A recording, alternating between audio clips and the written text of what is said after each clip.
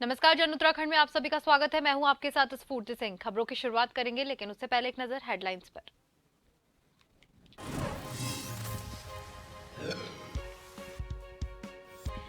International council of use of advance technology in disaster management विषय पर कार्यशाला, CM Dhami ने की शिरकत। उत्तराखंड राज्य आपदा प्रबंधन प्राधिकरण द्वारा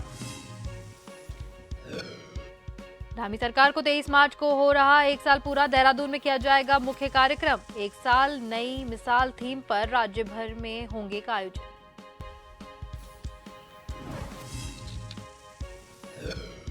पूर्व सांसद बलराज पासी का हल्द्वानी दौरा, मीडिया से हुए मुखातिब। धामी सरकार के बजट को बताया ऐतिहासिक।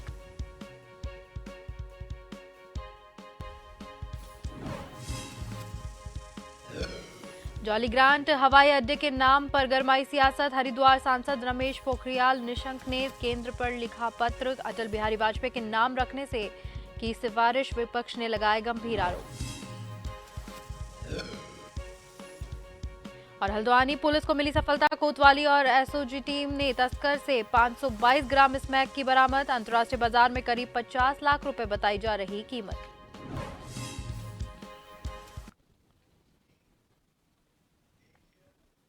और अब खबरें विस्तार से।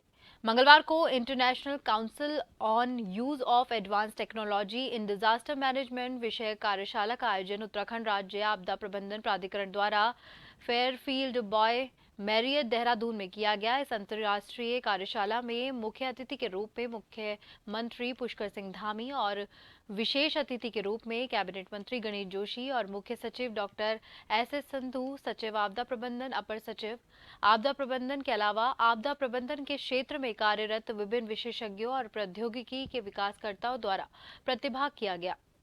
सीएम धामी ने बताया कि इस अंतर्राष्ट्रीय कार्यशाला का मुख्य उद्देश्य उत्तराखंड में प्राकृतिक खतरों से उत्पन्न चुनौतियों का समाधान किए जाने के लिए एक सशक्त तंत्र को विकसित करना है।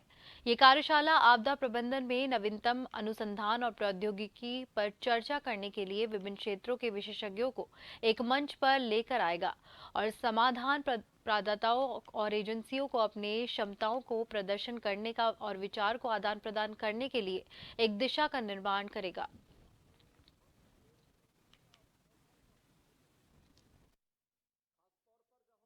की हानि हुई थी, सारे हमारे काफ़ी नुकसान हुआ और हमने काफ़ी कुछ उससे सबक भी लिया, काफ़ी कुछ सीखा भी।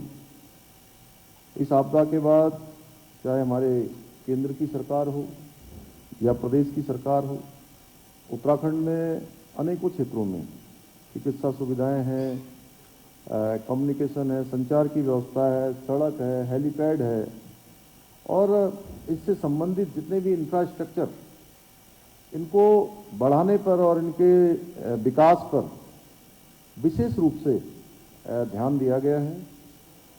और आप सब जानते ही हैं, आज आदरणीय प्रधानमंत्री मोदी जी के कुशल नेतृत्व में केदारनाथ में जिस प्रकार से पुनर्निर्माण के कार्य हुए हैं और जिस प्रकार से युद्ध स्तर पर उसको संपादित किया जा रहा है। एक समय था कि केदारनाथ की त्रासदी संपूर्ण विश्व को, मैं कहूं कि सीधे सीधे कहीं ना कहीं झकझोरने का काम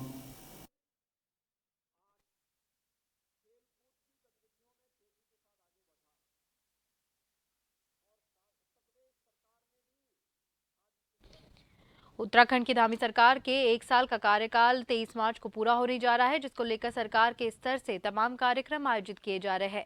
राजधानी देहरादून में मुख्य कार्यक्रम का आयोजन किया जाएगा, जिसमें सरकार की योजनाओं के लाभार्थियों को लाभ देने का काम किया जाएगा। सूचना महानिदेशक बंशीधर तिवारी ने बताया कि ब्लॉक और जिला स्तर पर भी कार्यक्रम का आयोजन किया जाएगा, जिससे सरकार की उपलब्धियों को जनता तक पहुंचाया जा सके।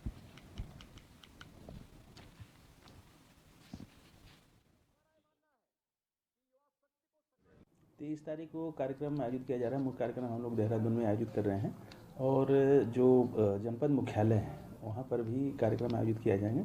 इसके अलावा जो विधानसभा हैं और जो ब्लॉक स्तर वहाँ पर भी बहुउद्देशीय शिविर और जो चिकित्सा शिविर हैं जिसमें निःशुल्क स्वास्थ्य जांच की जाएगी, दवाओं का वितरण किया जाएगा, वो फिर ब्लॉक और विधानसभाओं में भी होंगे। तो पूरे सप्ताह ये कार्यक्रम जनसेवा के रूप में मनाया जाएगा और 23 तारीख को इसकी शुरुआत होगी।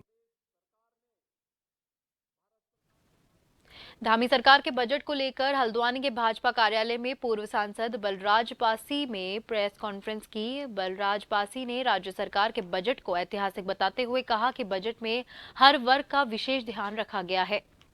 पहाड़ों में स्वास्थ्य व्यवस्था को मजबूत करने के साथ ही सड़कों की स्थिति में भी जल्द सुधार आएगा। आने वाले समय में पर्यटन को लेकर भी नई संभावनाएं तलाश की जाएगी।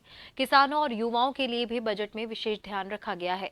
इसके अलावा पलायन रोकने के लिए भी कार्य योजना तैयार की जा रही है। ये बजट सभी वर्गों को बेहद लाभ देगा।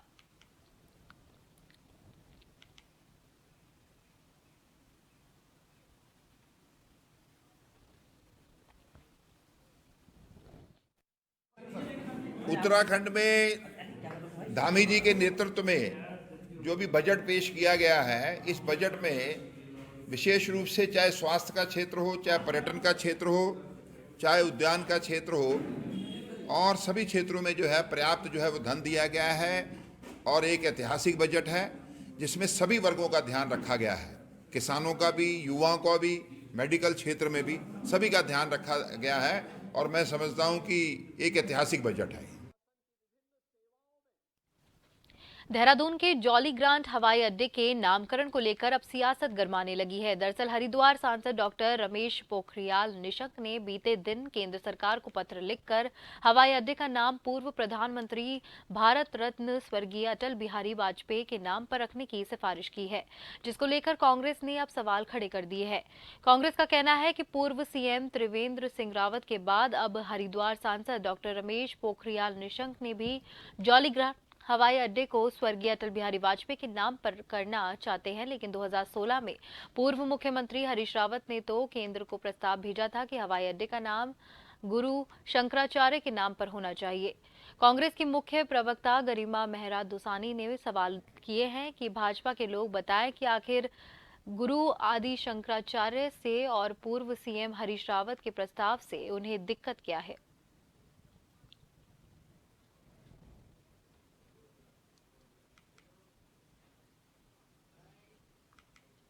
मुख्यमंत्री त्रिवेंद्र सिंह रावत के द्वारा भी केंद्र सरकार को भेजा गया था और उनके द्वारा भी इसे स्वर्गीय अटल जी के नाम पर करने की गुहार लगाई गई थी। लेकिन 2016 में कांग्रेस के पूर्व मुख्यमंत्री श्री हरीश रावत जी के द्वारा आदि गुरु शंकराचार्य जी के नाम पर जॉली ग्रांट हवाई अड्डे का नाम करने का प्रस्ताव केंद्र सरकार को भेजा गया था। अब भाजपा के लोग कम से कम गनीमत है, उन्होंने गौतम अडानी जी के नाम पर इस हवाई अड्डे को रखने की बात नहीं कही और अटल जी का नाम लिया है। लेकिन कम से कम त्रिवेंद्र जी हों या पोखरियाल जी हों, उनको ये तो बताना चाहिए कि हरीश रावत जी के प्रस्ताव से उनको क्या दिक्कत है। पार्टी ने कभी भी किसी प्रस्ताव का विरोध नहीं किया। कांग्रेस के जमाने में और कांग्रेस की सरकारों में क्या क्या हुआ, क्या नहीं हुआ, देश की जनता जानती है। और वो काम कितने हुए हैं और कितने नहीं हो पाए हैं, ये भी देश की जनता अच्छी तरीके से जानती है। जहाँ तक जॉली ग्रांट एयरपोर्ट का प्रश्न है, वो श्रद्धेय अटल बिहारी वाजपेयी जी के प्रति उसका समर्पण भाव है और देहरादून जॉली ग्रांट का नाम श्रद्धेय अटल बिहारी वाजपेयी जी के नाम पर होना चाहिए, ऐसी मुख्य शिक्षा अधिकारी कमलेश कुमार गुप्ता ने उत्तराखंड इंटरमीडिएट बोर्ड परीक्षा केंद्रों का निरीक्षण किया। भादराबाद और रावली महदूद में सावित्री शिक्षा सदन इंटर कॉलेज का भी निरीक्षण किया गया। आपको बता दें कि भादराबाद क्षेत्र के रावली महदूद में मुख्य शिक्षा अधिकारी ने कक्षा और परीक्षा पर्यवेक्षण केंद्र का जायजा लिया और यहां पर परीक्षा सही पाई गई। हालांकि यहां पर मुख्य शिक्षा अधिकारी को पेपर में नकल करने की सूचना मिली थी, लेकिन मौके पर ऐसा कुछ भी नहीं पाया गया। इस दौरान शांति व्यवस्था बनाने को परीक्षा केंद्र में पुलिस प्रशासन भी मौजूद था।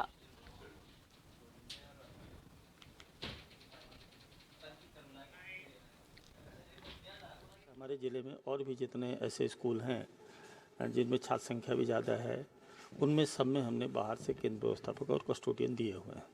आज हमने 4 सेंटर का मैंने खुद ही निरीक्षण किया है और इस सेंटर पर मैं काफ़ी समय था। सभी सेंटर में परीक्षा व्यवस्थाएं शांतिपूर्ण चल रही हैं और लगातार मैं दूरभाष से भी संपर्क पे हूँ। जो हमारी, चूँकि आज भौतिक विज्ञान का पेपर था, तो भौतिक विज्ञान के पेपर में हमने अपने जिला स्तरीय सचल दल और खंड स्तरीय सचल दलों को सक्रिय करके विशेष सेंटर चिन्हित करके उनको निर्देशित किया था।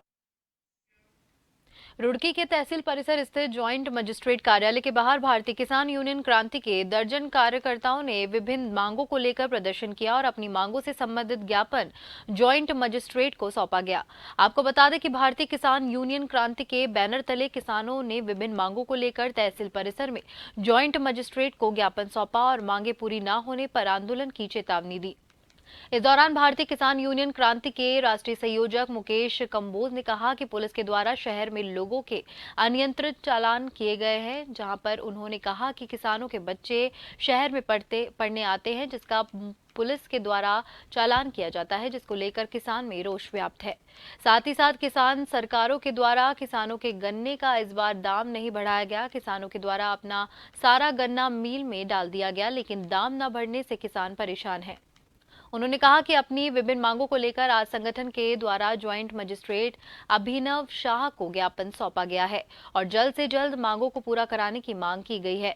अगर सरकार के द्वारा मांगों को पूरा नहीं किया गया तो किसान आंदोलन करने को मजबूर होगा।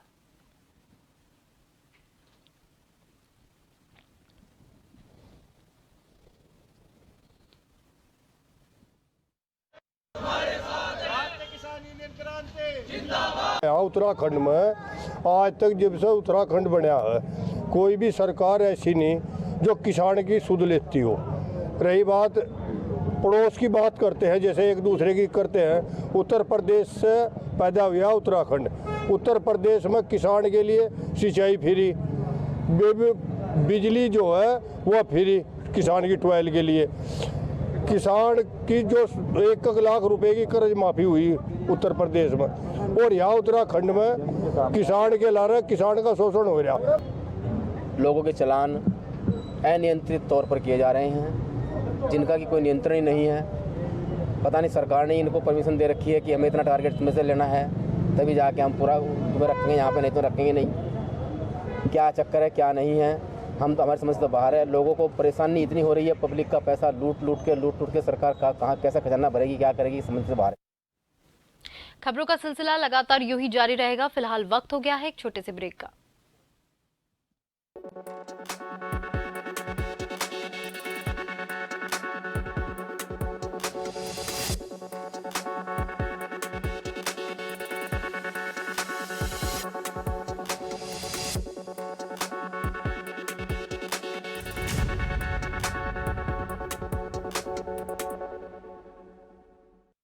चुनौती सच को सामने लाने की, सरोकार आपकी हर खबर से, निगाह हर हलचल पर, सच के लिए हमेशा तैयार, कसौटी पर खरी हर खबर, सामना हर झूठ का, संघर्ष जनता के मुद्दों का, खबर आपकी जिंदगी से जुड़ी, विश्वास आपका हम पर। जन टीवी, जन जन की आवाज।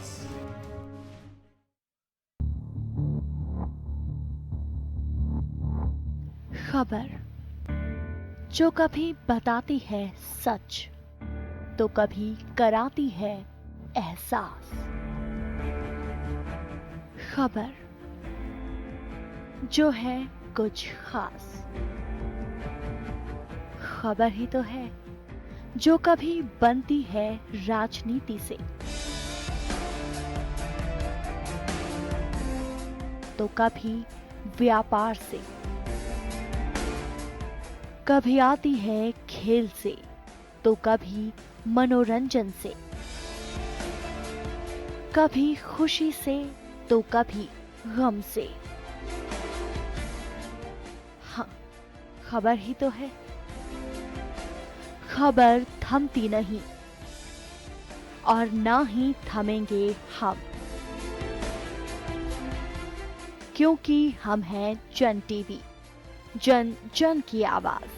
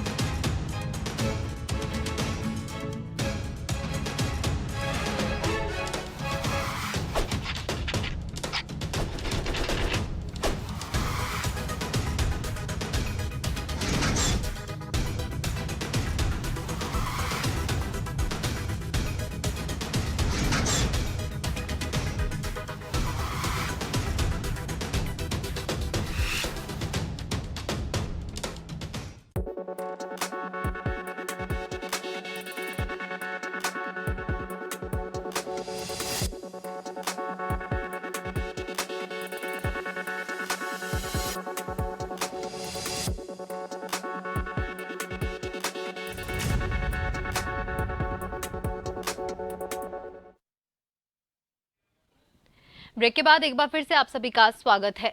हल्द्वानी में कोतवाली पुलिस और एसओजी की टीम को एक बड़ी कामयाबी हाथ लगी है। पुलिस ने कुमाऊं मंडल में अब तक की सबसे भारी मात्रा में स्मैक बरामद की है। पुलिस टीम ने चेकिंग के दौरान 522 ग्राम स्मैक के साथ एक बड़ी तस्कर को गिरफ्तार किया। पकड़ा गया तस्कर वीरेंद्र पाल उत्तर प्रदेश के बरेली जिले का रहने वाला है। वहीं अंतर्राष्ट्रीय बाजार में पकड़ी गई स्मैक की कीमत 50 लाख से अधिक की बताई जा रही है।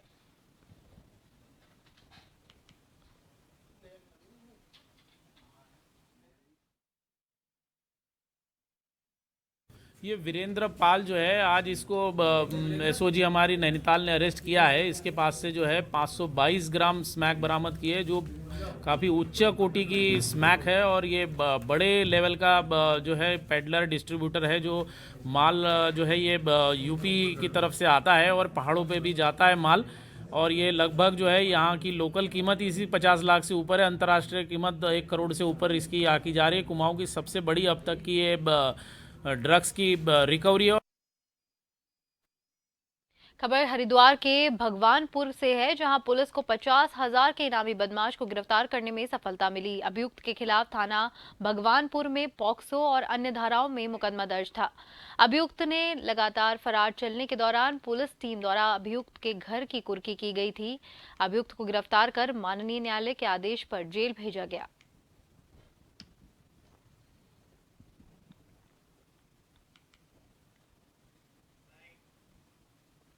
2016 में एक रेप का मुकदमा लिखाया गया था, जो एक शिक्षक वहाँ प्राइवेट इंस्टीट्यूट में थे, उनके ऊपर लिखाया गया था। इसके बाद उसकी गिरफ्तारी के बाद 2017 में न्यायालय में जब ये केस चल रहा था तो भगोड़ा घोषित हो गया, चूंकि न्यायालय में वह उपस्थित नहीं हो रहा था। चूंकि एक रेप जैसे संवेदनशील प्रकरण का मामला था, न्यायालय द्वारा भी उसमें उसके भगोड़ा होने पर इनाम किया गया था। साथ ही साथ पुलिस में आईजी गढ़वाल रेंज द्वारा भी इसमें पहले 25,000 का इनाम था, उसको 50,000 किया गया था, चूंकि मामला पुराना हो गया था।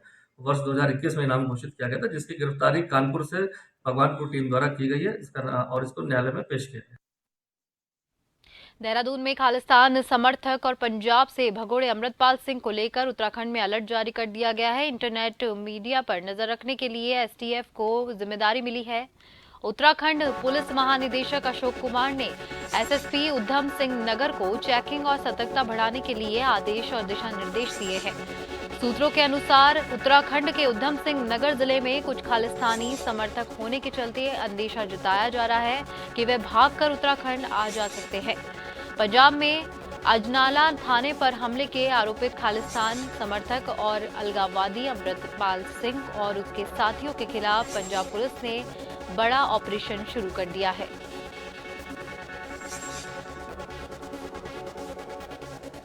अमृतपाल सिंह को लेकर उत्तराखंड में अलर्ट।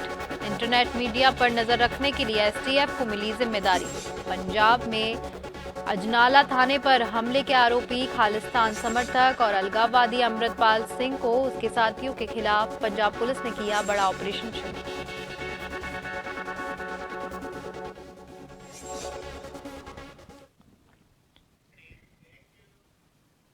और इस खबर पर अधिक जानकारी देने के लिए हमारे साथ हमारे संवाददाता हिमांशु बरमोला फोन लाइन पर जुड़ चुके हैं। हिमांशु, अमृतपाल सिंह जो एक खालिस्तानी समर्थक है, उसको ढूंढने के लिए लगातार सर्च ऑपरेशन जारी किया जा रहा है। ऐसे में उत्तराखंड में भी अंदेशा लगाया जा रहा है इनके यहाँ पर होने के लिए, तो क्या कुछ यहाँ पे तैयारियां क्या कुछ की गई है?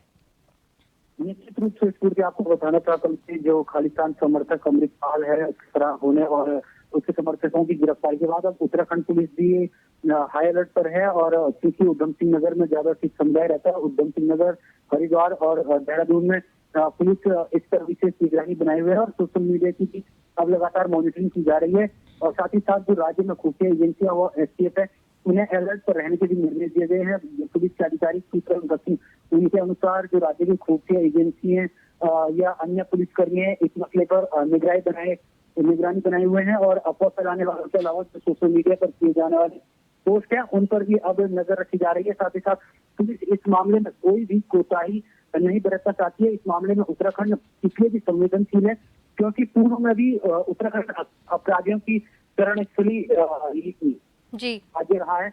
और साथ ही साथ जो खालिस्तान समर्थक अमृतपाल सिंह के एक पोस्ट की गई थी जिसको शेयर करने वाले युवक को अब इसमें गिरफ्तार किए। उत्तराखंड डीजीपी हैं, उन्होंने साफ निर्देश दिए हैं कि अमृतपाल को लेकर कोई भी कोताही न बरती जाए। जी, और क्या कुछ वहां पर इसको लेकर दिशा निर्देश जारी किए गए हैं चेकिंग और सतर्कता बढ़ाने के लिए? निश्चित रूप से चेकिंग और सतर्कता बढ़ाने की निर्देश है कि जब पहले भी सिद्धू मूसेवाला के समय की बात की जाए तो उस समय भी यहाँ पर पकड़ने की धरपकड़ की तैयारी चल रही थी और लगातार देखा जा रहा है कि उत्तराखंड पुलिस लगातार यहाँ पर सतर्कता अभियान चला रही थी और इसी को देखते हुए समय समय पर भी यहाँ पर सतर्कता अभियान चलाए जा रहे हैं। लेकिन वर्तमान समय की परिस्थिति की बात करें तो वर्तमान समय में अमृतपाल सिंह को लेकर उत्तराखंड में कोई भी कोताही नहीं बरती जा रही है, क्योंकि जो नजदीक राज्य है उत्तराखंड से हिमाचल पंजाब की बात की जाए तो ऐसे बॉर्डर पार करने को लेकर एक अंदेशा जताया जा रहा है कि हो सकता है कि अमृतपाल सिंह पंजाब से और सीधे उधम सिंह नगर जिले, क्योंकि उधम सिंह नगर उत्तराखंड में एक सिख समुदाय का घर कहा जाता है, वहाँ पर पहले भी कई तरीके की खालिस्तानी समर्थकों की गिरफ्तारी की जा चुकी है। ऐसे में लगातार धरपकड़ का काम भी पहले से भी होता रहा है और अब जो वर्तमान जिस तरीके से चल रही है पूरी प्रोसेस, उसको देखते हुए डीजीपी के साथ किए गए हैं, चाहे एसपी की बात करें या चौकी प्रभारियों की बात की जाए तो उनको भी निर्देश दिए गए हैं कि सघन चेकिंग अभियान चलाया जाए और सघन चेकिंग अभियान के तहत नजर से और कोई भी संदिग्ध अगर आपको दिखता है तो उसे उसकी तुरंत धरपकड़ करके उसे ट्रेस किया जाए और उसके बाद मामले की जांच की जाए। तो इसी के तहत अमृतपाल को लेकर उत्तराखंड पुलिस पूरी तरीके से अलर्ट मोड पर है। जी हिमांशु, बहुत बहुत धन्यवाद आपका तमाम जानकारी देने के लिए।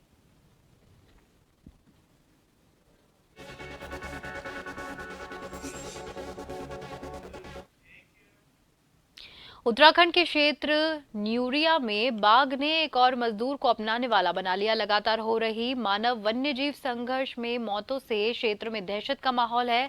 वहीं इस बेहद दुखद घटना से परिजनों में कोहराम मचा हुआ है। ग्रामीणों ने ट्रैक्टर से पीछा कर बमुश्किल शव को बाघ से छुड़वाया और घटना की सूचना वन क्षेत्राधिकारी महेश चंद्र जोशी और 17 मील पुलिस चौकी प्रभारी संदीप को दी और टीम सहित घटनास्थल पर पहुंचकर स्थिति का जायजा लिया गया। पुलिस ने शव को कब्जे में लेकर पोस्टमार्टम के लिए चिकित्सालय भेज दिया।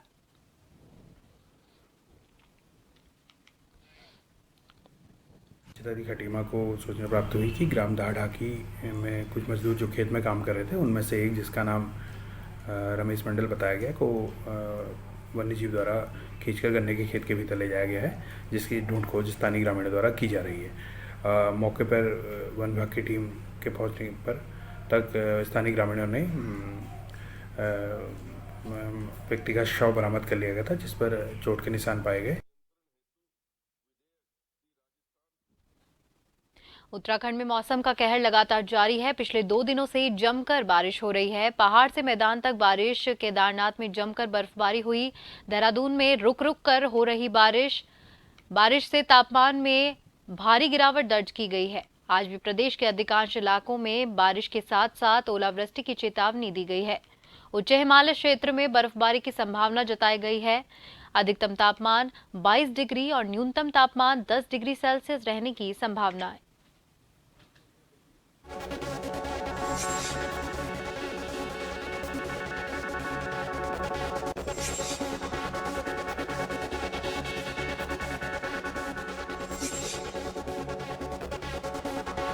मौसम का कहर लगातार जारी।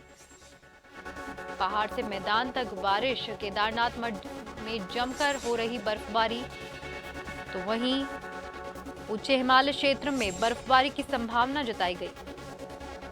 अधिकतम तापमान 22 डिग्री तो न्यूनतम तापमान 10 डिग्री सेल्सियस रहने की संभावना।